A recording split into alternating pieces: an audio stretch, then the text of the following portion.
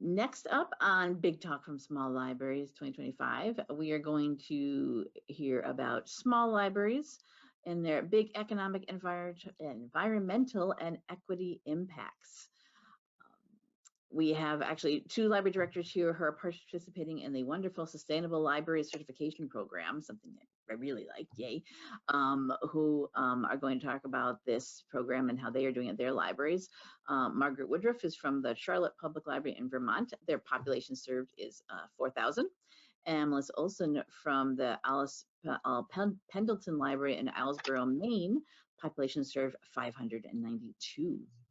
So Margaret and Melissa, I will hand over to you to tell us all about this wonderful program, what you're doing at your libraries.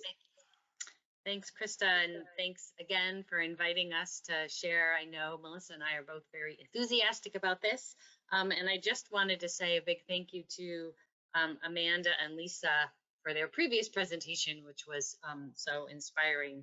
And I really loved what the quote that Lisa shared about great libraries are hyper local, because I feel like that is something that you'll see in the talk that we're giving, that the sustainable librarianship is also very hyper local, since it really is focused on community. As Krista mentioned, I'm the library director at the Charlotte Library in Charlotte, Vermont, which is a small town on the shores of Lake Champlain. And my presenter partner is Melissa Olson from the Alice L. Pendleton Library in Islesboro, Maine. And we are excited to share our experiences with the Sustainable Libraries Certification Program. So, what is Sustainable Library Certification?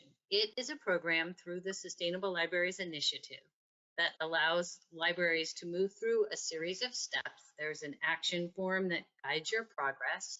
And you start off with like basic library practices to outdoor spaces, water use, to social cohesion, financial sustainability. And it's all focused on this triple bottom line that you can see here, to strive to be environmentally sound, socially equitable, and economically feasible. And that's, I feel, is so important to small communities that we all work in, live in, and serve, because that really is what makes a community. You know, you have to respond to all these different situations and needs. And I think what has helped, you know, sort of in the aggregate for me is that there's been a lot of good support from local stakeholders, and that is sort of embedded in this whole project, that there is a lot of opportunity to reach out and work with others. And it also helps sort of strengthen your connections in your community in another way, because you are helping your community become more resilient. As I mentioned, I'm the director of the Charlotte Library. Here is our library. It doesn't look this way now. Right now, we have a lot of old snow in our flower beds, but this is how it looks in June. And we are part of a Sustainable Libraries working group here in Vermont that enabled us to start our participation. We were lucky to get a community foundation grant that allowed a number of libraries to start in this process. And if you're interested in this, I'd be happy to talk to you about that, because I feel like helping to get funding is one way that you can make this a sustainable project for your library. As Krista mentioned, the town of Charlotte is a town of about 4,000 people. We are a municipal library, but I answer to a library board of trustees of 5. They hire me and are responsible for the overall direction and running of the library, and we're big partners in this, in our Sustainable Libraries journey. Our Sustainable Libraries team within that is 2 staff members and a board member. That is sort of our principal team that helps keep the process rolling along. And in addition, we have sort of, I guess you could call it a secondary team, which includes members of our town energy committee and our conservation commission, the Park and Wildlife Refuge, the recreation department. And I think that really points to the strengthening of community ties that sustainable librarianship gives you the opportunity to do. Our library was built in 1997, and we completed an expansion in 2020 that resulted in us being a net zero building. We are an all-electric building with solar power from the town garage, which is really great and a nice benchmark for us that we feel very proud to be part of. When we started our sustainable libraries journey, we were surprised at how much we were already doing. And I would, encourage anybody again who's interested to not be discouraged when you first look at the requirements, because I think once you dig into it, you really will discover how much is sort of already part of your day-to-day work. Some of the programs I'm going to discuss today are things that were already in place when we got started, and some were inspired by the work of others that we learned about through our work through Sustainable Libraries Initiative. But we did identify sort of 3 concerns or challenges for us, and those included weather and community resilience in the face of climate change, conservation, and food for our community. And I'm going to talk a little bit about those today. So emergency preparedness, wherever you live, I think is a factor. And in Vermont, we have quite a wide range of weather. We've become part of the communities responding to extreme weather, or CREW. This is a group out of Boston that helps different groups in communities, libraries, churches, community centers, work on providing resources and response to the extreme weather situations wherever they might be. And it's also a great resource. There are hub meetings so that you can bring your questions about how your organization, in our case libraries, can be more effective. We've also been partnering with our town's emergency management team to put together a series of emergency preparedness programs. So this is everything about learning the emergency essentials, getting a Ready Together neighborhood program. We're a widespread town, so it's good to know that the 3 houses on your road, who are the folks that live there, what might be health concerns among your households, and how can you all support each other. And how to put together a go bag so that you are ready if there really is, such an extreme event that you need to evacuate. So even thinking about these things and coming together to talk about them, it did a lot to alleviate my concerns, both as a place where people come for information, but also as a member of this community. And speaking of a place where people come, we are also a warming center in our town, and that is something that's designated by our Department of Health. So it lists all the places in the state that are warming centers where people can go if they need a respite from the cold. We're also a cooling center if they need a respite from the heat. That again is something that's mandated by our state, but they allow us to create the parameters. So it's only during our working hours, and we can determine, do you want to allow pets? Are there other resources that you're going to provide? But it has been a very welcome opportunity for us and for people in our town. We are also a weather station in our town, and this has been a great way for us to help track the weather situations and what's been happening in our town over the years. We are the 2nd official reporting station in our county outside of the Burlington Airport. And we report snowfall, precipitation levels, and then we also report back to NOAA about extreme weather events.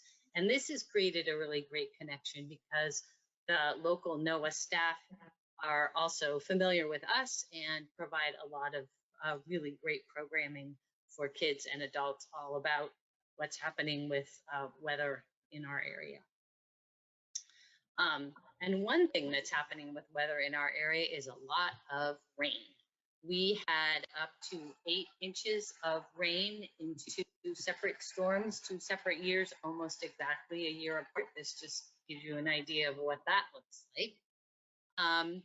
And that is a new factor for Vermont. This whole idea of flooding on such a regular basis has become a real concern. And one of the things that we were fortunate enough to have in place before we started the Sustainable Library Certification Program was the installation of a rain garden. This was mandated when we put our expansion on in 2020 because we had to offset the impermeable surface of our new rooms in our building.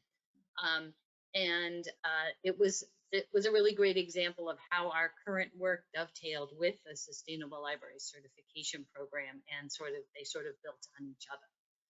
We are fortunate enough, in addition to the rain garden, to have 2 other dedicated gardens in our library outdoor area, and these all fit within the outdoor spaces action items that you find when you are part of the certification program. And in addition, they also create some really wonderful opportunities for community extension, volunteers, the local garden club, kids looking for community service projects, and our local UVM ag extension, as well as our local food shelf.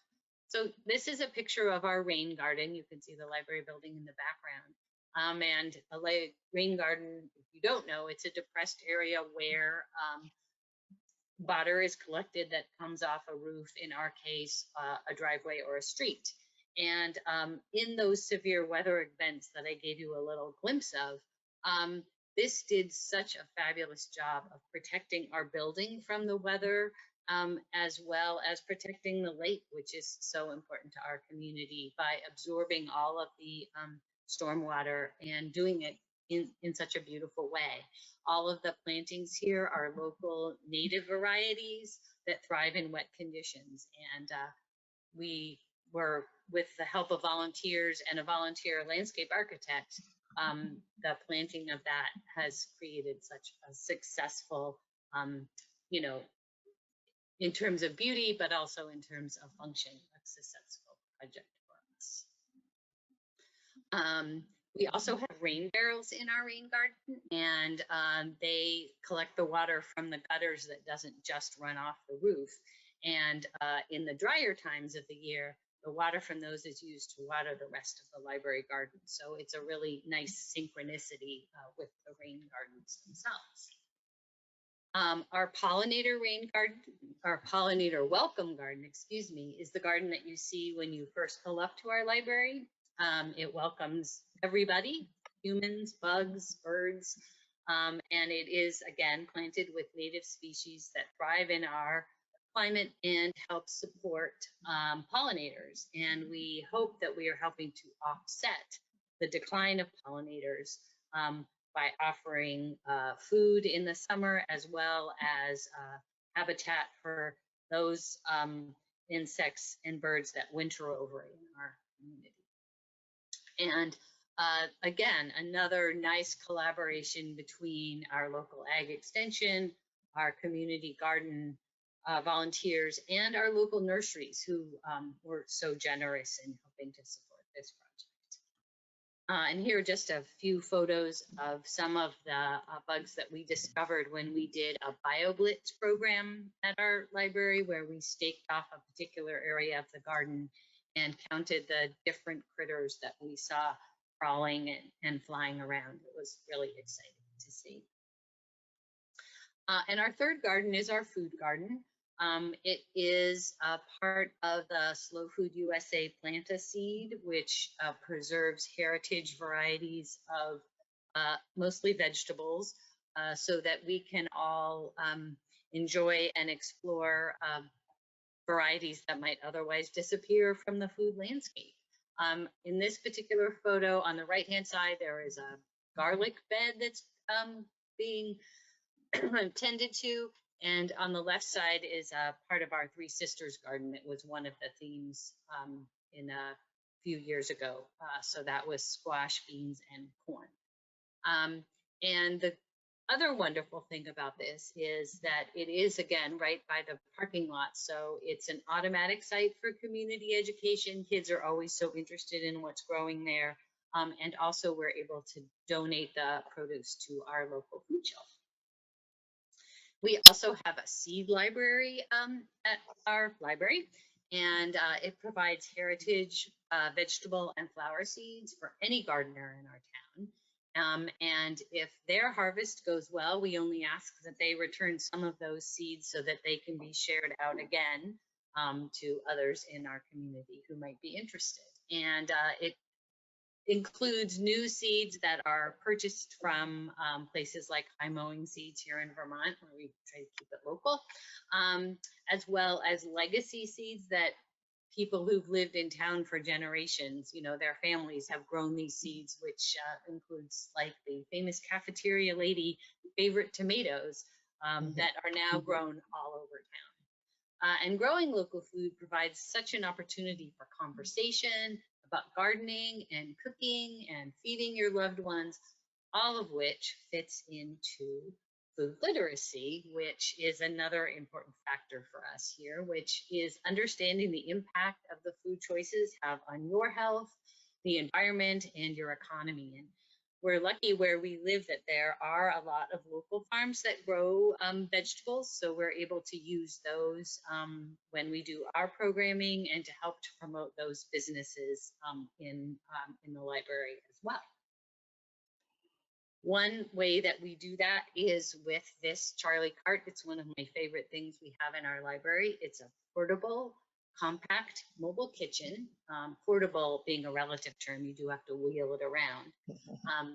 But it comes with all the tools, a curriculum, and support to provide a comprehensive food education program. And we've really taken advantage of this.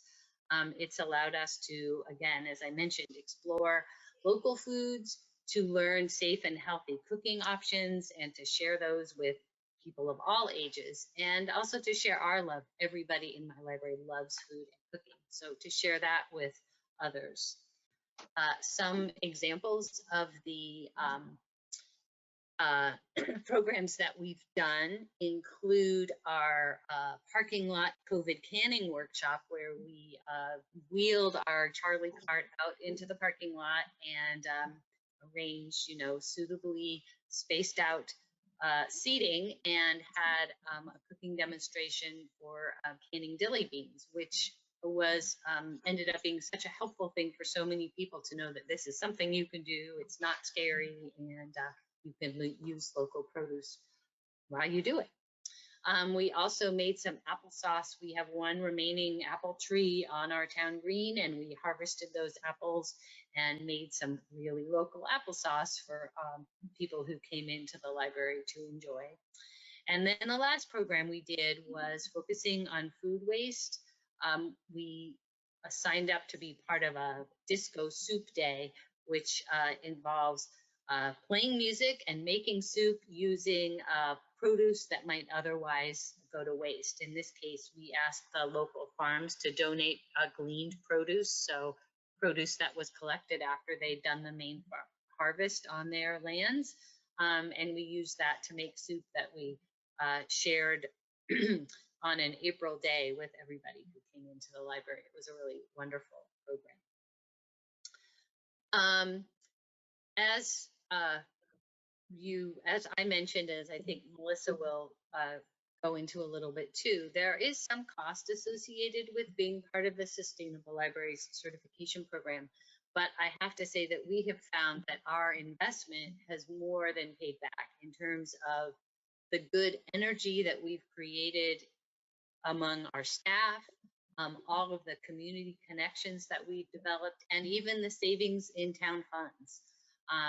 And so I thought I would just share a few of the resources that have been so helpful for us with this. You can establish a rain garden project. You don't need to be putting an expansion on your library to want to set up a place where you're collecting rainwater, either in a rain barrel or, you know, in a small garden using, you know, native plants that enjoy water.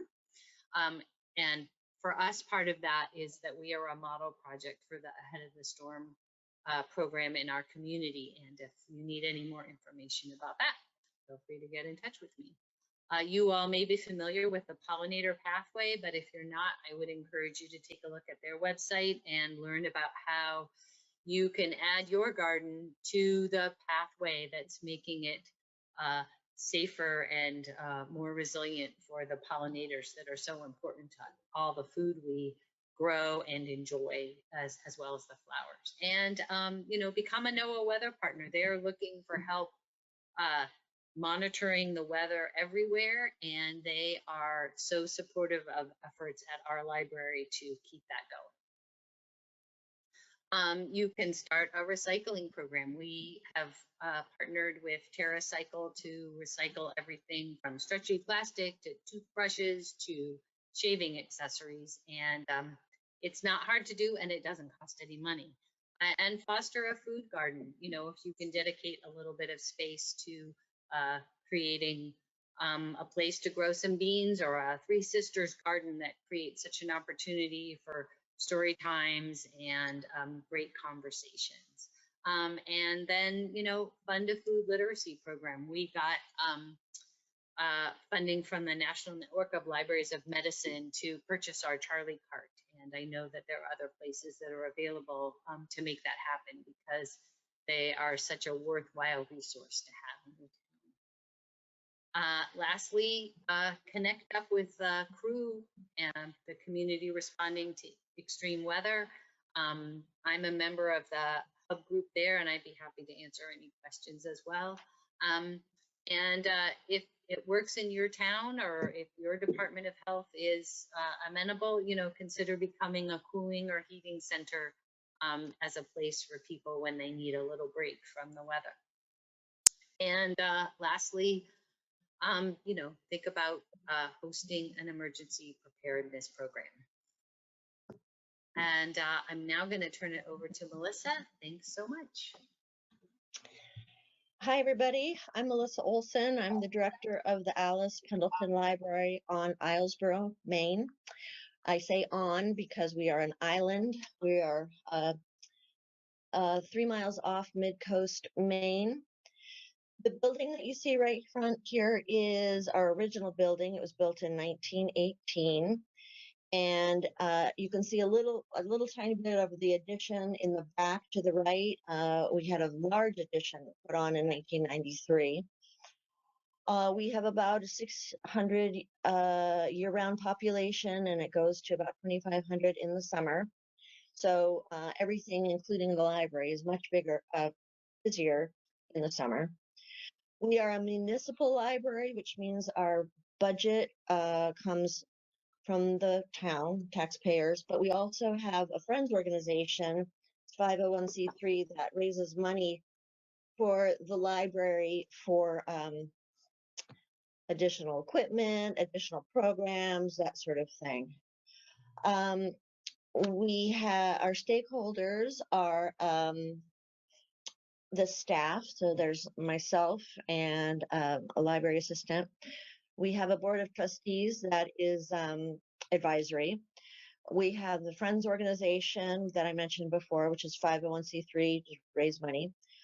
My supervisor is the town manager, and she answers to the board of selectmen that are elected. Our team that is putting together our certification program includes our trustee chair, a trustee member, the Friends president, our energy committee representative, and myself. And that's important because they actually want to know who your team is and what they're bringing to the program. Next slide, please. Okay. So we, instead of focusing on our challenges, as Margaret did, we were able to figure out what we were really good at, what we already had a lot in place, and we expanded on those a little bit. So On the right, you can see our Remembrance Garden. It's about 20 years old, and people would donate plants, bird feeders, a bench, a table in somebody's name, maybe somebody who died or a relative or something like that. But because of this certification program, we just had a major overhaul. Specifically, the people you see here, they're removing invasive species. They're putting in more native plants. They're putting in better pathways, opening things up.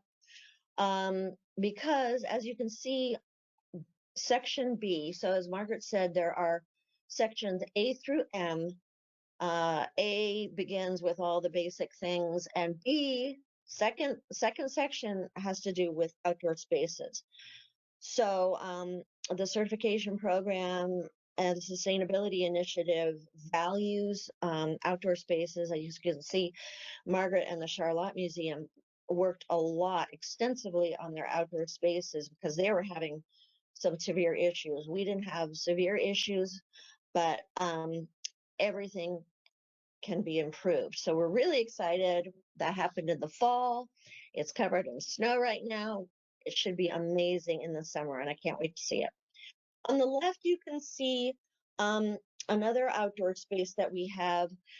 I created this space. We carved out a little piece of the parking lot, and we put a fence around it and seeded it with grass seed. In Maine, we got COVID funds from the federal government, and they were dispersed to the Maine libraries. So in the event of another pandemic, we can have outdoor programming. As you know, programming screeched to a halt during the pandemic inside, but we can still do outside things.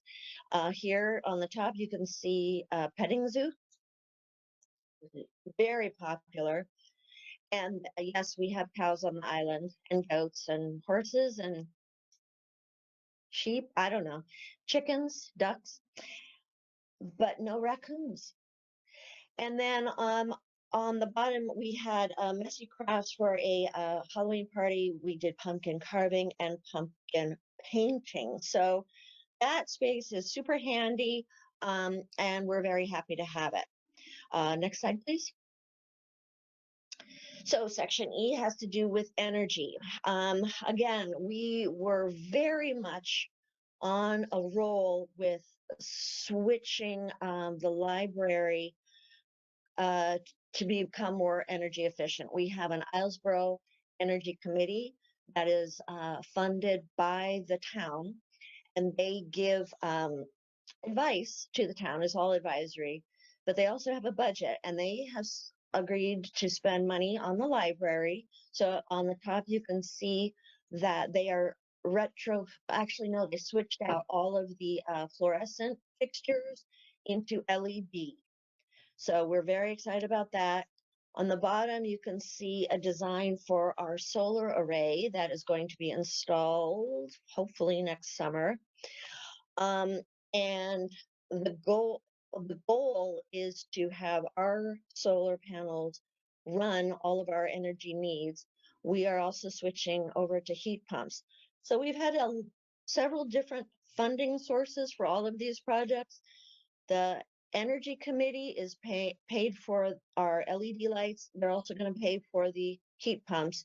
Our Friends organization is paying for the solar array. So we're extremely fortunate to be able to do this. The certification program, the Sustainable Libraries, does not require anybody to do all of these things or even any of these things, because one of the pillars is economic feasibility. So clearly solar panels are outside of the reach of a lot of organizations. It's not a requirement. But if you can possibly make it work, they're suggesting that you definitely think about it. All right. And our goal for this library is to be net zero emissions, no carbon emissions. Next slide, please. So another section that we have done really well in, and again, it was way before we started the certification program, is community impact. Again, that's part of the definition of sustainability. So we're very proud of all of our partnerships that we have on the island. It's a small island.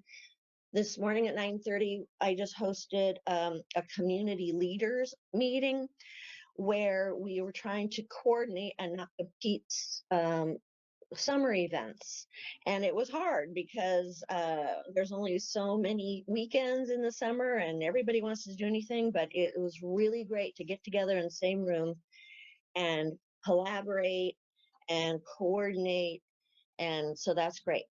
A couple of examples of our partnerships on the upper left is I go to the preschool once a month and I read books, and they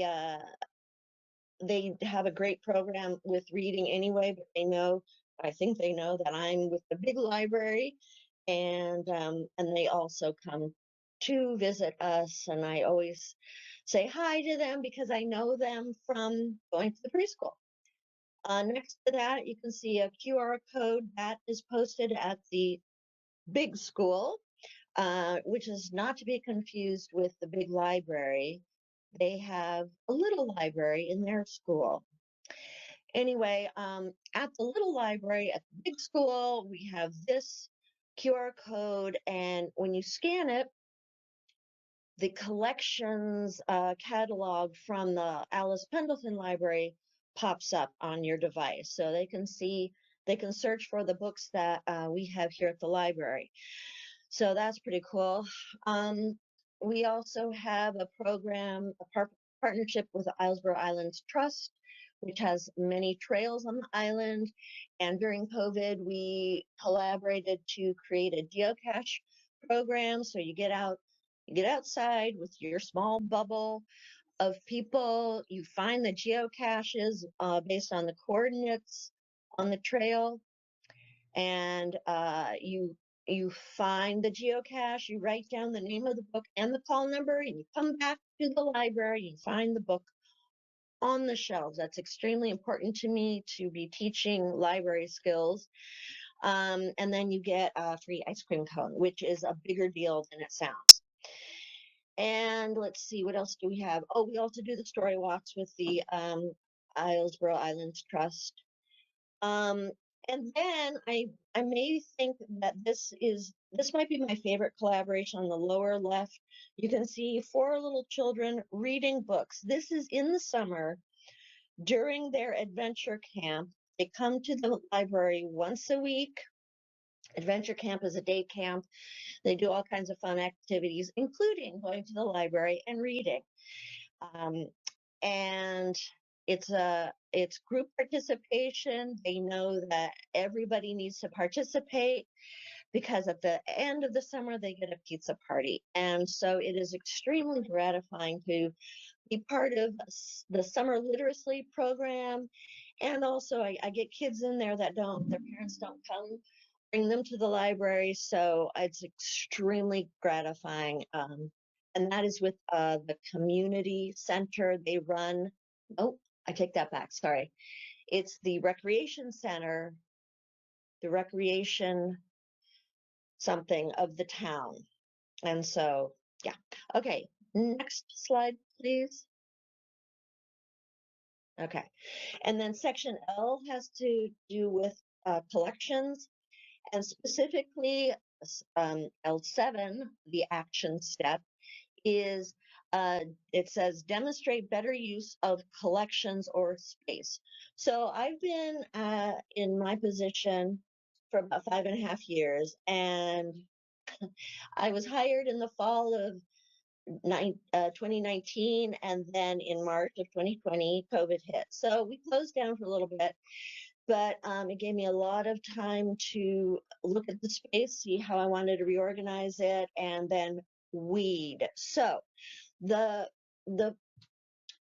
room that you see here on the right, They are doing crafts. We did Ukrainian decorated Ukrainian eggs. This is right when the invasion started. That entire room was filled with stacks of books.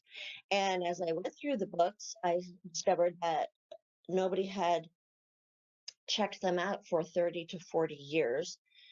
And so I started weeding, and I did a massive weeding. And it was, when we opened up, it was a shock to the community.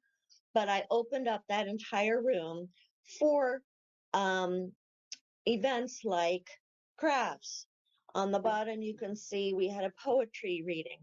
On the top middle, you can see we had a storyteller from Belfast come to do a present. And in the back behind her, we had a large monitor that came in really handy during COVID and all the Zoom meetings. And so that entire space turned into a large meeting room that has been used for all kinds of different activities. And I would argue, and almost many other people would argue, that that is a much better use of that space than having that it was filled with books that nobody was reading. Also, another use that this room on the bottom left is our younger adult room. It was filled again with books for adults that people were not reading. So once I weeded and consolidated everything in one section, and I opened up other sections for other purposes. So young adults, probably middle school, lower high school, and they just get to be in their own space and chill out and all that. And then on the top, I did not install the fireplace, but I'm making better use of it because every Saturday we have Cozy Coffee Corner, and I light the fire. It is a real fire in a real fireplace, and people love it. And we have coffee and tea and cookies and conversation. So we all know, I think, in the library world that our libraries are not just for storing books, but they're becoming more and more gathering spaces, community spaces. So really take a look at your collections, at your space, and see what you really want and what you really need. All right, next slide, please. Yeah. Okay, so things to really consider about this program. Again, I can't say enough about it. I think it's wonderful. I think Margaret said already that if you're listening to this session, you probably are interested in the program, the Sustainability Libraries Initiative, which anybody can join, be part of, but then the certification program is different and separate. It costs $250 to join, and then you get the action items, you get a mentor. Oh, it's so wonderful. But you're probably already doing a lot of things on the action form, but you really do need to consider several things. Will you have the help that you need to get this action form completed? People can say yes. They can say, sure, I'll help. They can say a lot of things, but they have to be able to do it. And we were meeting once a week for a while, and now we've pulled away from that. So there's definitely a time commitment, but you definitely want to have a really good team, maybe 3 or 4 people that will absolutely be able to help you and get things done. The money can be an issue, doesn't have to be an issue. We've been very lucky because we've had several funding sources. There's also, it just depends on what you want to do. So if you want to do a solar array, that's about $60,000 for us, but you don't have to. So you wanna look at your funding sources. There's also all kinds of grants out there who would love to fund a project like this. But it does cost money, but It all depends on what you want to do. And then, as I said before, time. There's a time factor. I gave our library 2 years to get this project done. There's no time limit. You're not going to get kicked out of the program if you take 3 or even 4 years. I just wanted to have a deadline. I work better with goals and deadlines, and then I want to move on to the next project. So, but during the process, it takes dedicated time to meet and then to get things done. And of course, with anything mechanical or construction wise, it takes forever. So it's just things to think about. Next slide, please. So the thing that I really love about this program is that it just makes you aware of the decisions that you and your organization are making. You might have it in the back of your head. Oh, I really hate styrofoam cups and I really hate to throw them all away. And then when you look at the form and you're like, oh, they really want us to come up with something else. And you're like, okay, well, we'll go with either composting paper cups or we'll have plastic reusable cups or something like that. So the whole idea, in my opinion, of this program is making mindful decisions. So, like, for example, one of the recommended items, which was not required, there's a difference between required and recommended. One of the recommended items was switching from desktop to laptop computers because laptop computers take less energy. I didn't know that. I don't know if I will switch to all laptops. Maybe I will look for more energy efficient desktops. But again, it's about awareness and making more mindful decisions. So next slide, please. Yep. That is all that I have. And I guess we can go to questions now or comments. Yes, definitely. All right. Thank you so much, Margaret and Melissa. This was great intro and great information about that sustainability. You can go ahead and keep your slides up there. Go ahead and keep your contact slide up. Go ahead and share that again. We'll keep that up while we do questions. Yeah, so people can grab that if they want to.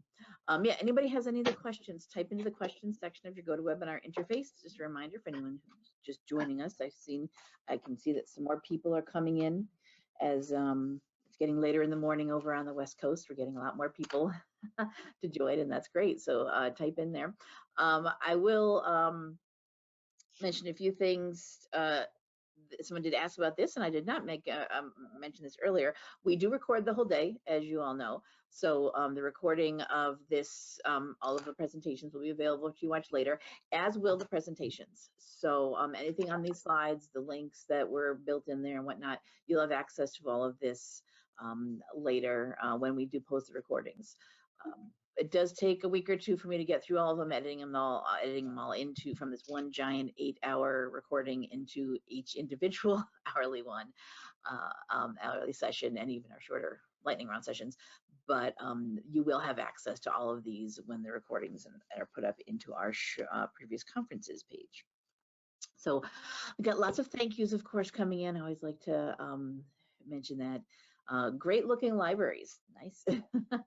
And also appreciate the showing the, especially since many of us are buried in snow right now, the summer views of the libraries. That makes a lot of us in these type of areas feel a little bit better about what we're dealing with right now. But we do have some questions. Yes. If you have, one question came up. Do you have any trouble with getting staff buy-in when you started deciding you were going to do these things? Now, I know you both mentioned a lot of this was stuff we were already doing, so it wasn't nothing really new to do, but there is still some newness to it to some people, definitely. Well, I'll speak for me, and then Melissa can. One thing that they do as part of the process is that all staff takes a sustainability survey. And so that kind of, and it's anonymous, but that gives you sort of a baseline of where are people with this whole project that we're launching. But even prior to that, I think because you have to have a team in place, and I think Melissa alluded to this, you know, making sure that those are people that are going to be on board. And I think there were different levels of interest at our library for sure, but I think one thing that is so great is the range of action items that someone might not be super excited about. I don't know, your energy audit, but they're very interested in helping to work on the outdoor spaces side of things or the emergency preparedness. So there's sort of something for everybody, and being able to explain that is very helpful. And Melissa also mentioned that you have a mentor, and that person can be very helpful. They'll come, they can do a staff-wide presentation about the process before you even begin. Nice. So it was interesting because you kind of have to read the room, know your audience, and I knew that almost everybody that I needed to work with that needed to give approval for this would be on board. So, but I did confirm. So first, I talked with our trustees. They all said yes. I said, I'm going to need your help. They said yes, and they have helped.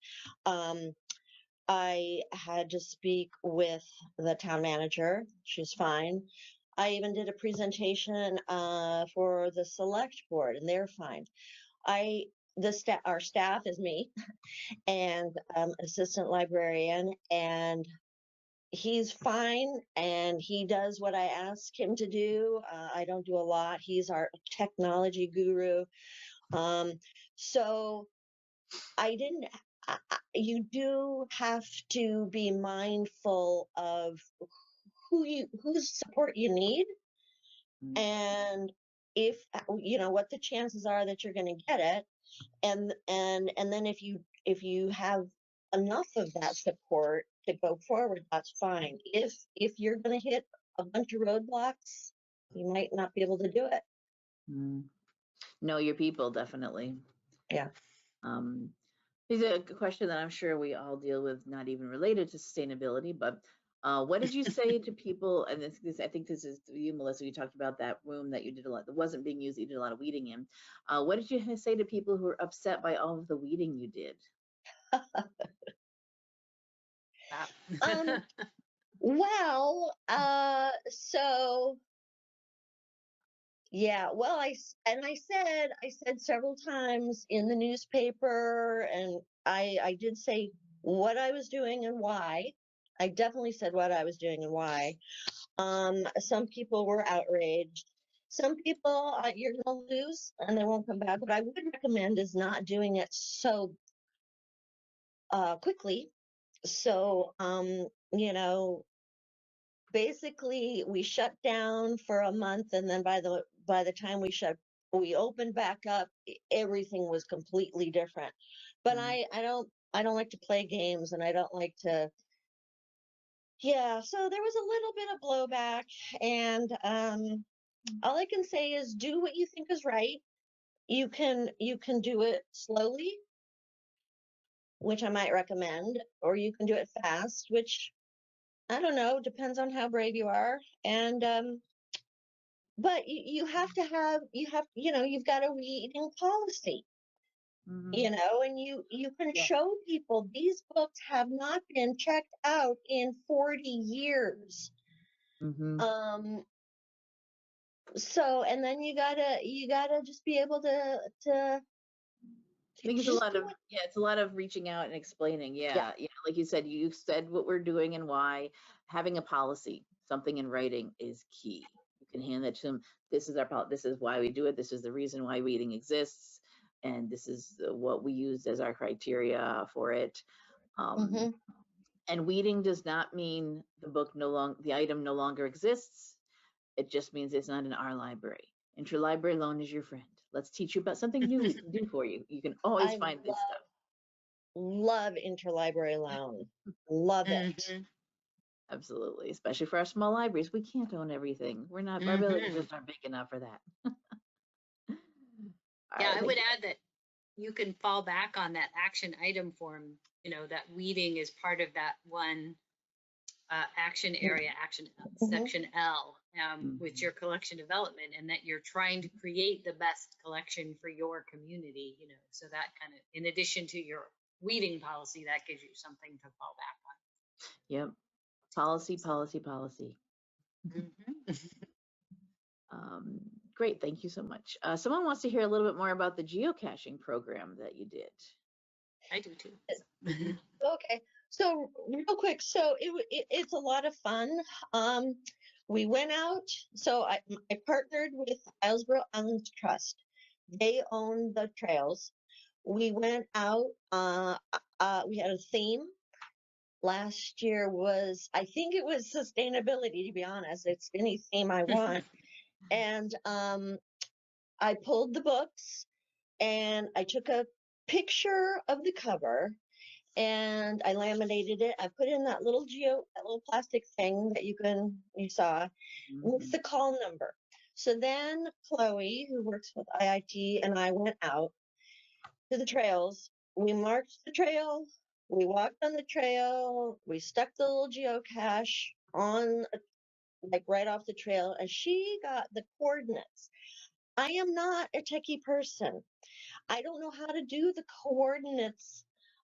It's like a GPS, so it's longitude and latitude, and it's like a pin or something. I don't know. And so we wrote all that down, and we did that on 10 different sites. And then I came back and I made the instruction sheet, but it also had the name of the book, the trail, and the coordinates. And so you go out and you find the geocache. I'm getting weird. Yeah, there's some Okay. feedback coming through or something. I don't know. Oh, okay. Well, so then they find all the geocaches, they write the name of the book down and the call number on their sheet. And then they come back to the library and then they find the book on the shelf. And in the book, there's little stickers.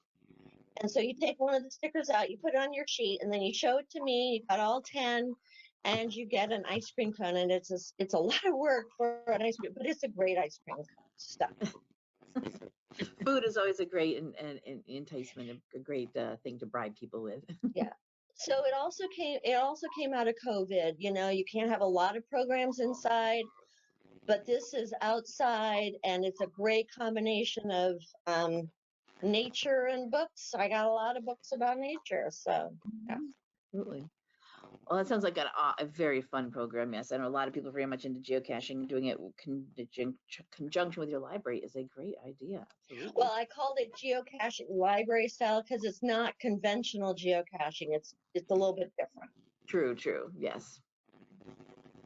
All right. Thank you. I think that's it for our questions and comments. Thank you so much, Margaret and Melissa. This was great to hear about. I hope a lot more people will get involved in it. As I said, the slides will be available, but also, and I'm going to pull presenter control back to my screen here for a second and show you, I did include on the description for your session a link to the certification program website. There you go. So Good. if your library is interested in doing this, Yes, that's where you can go if you want to, actually officially sign up or just to see what it's all We'd about. be happy to answer any questions. yes, me too. Get Feel free to contact us. Absolutely. All right. So thank you so much. Thank you so much, Melissa. I'll see you later. Hope you'll stick around for some of the rest of the conference today. Thank you. Thank you. Bye-bye.